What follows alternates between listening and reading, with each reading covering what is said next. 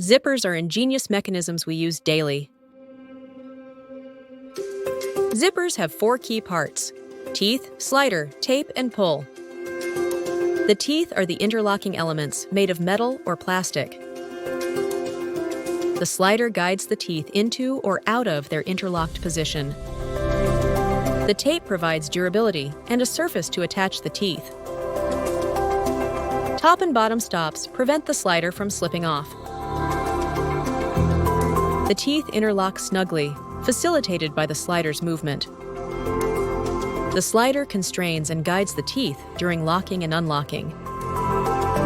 Zippers can be separating or non-separating, with slight mechanism differences.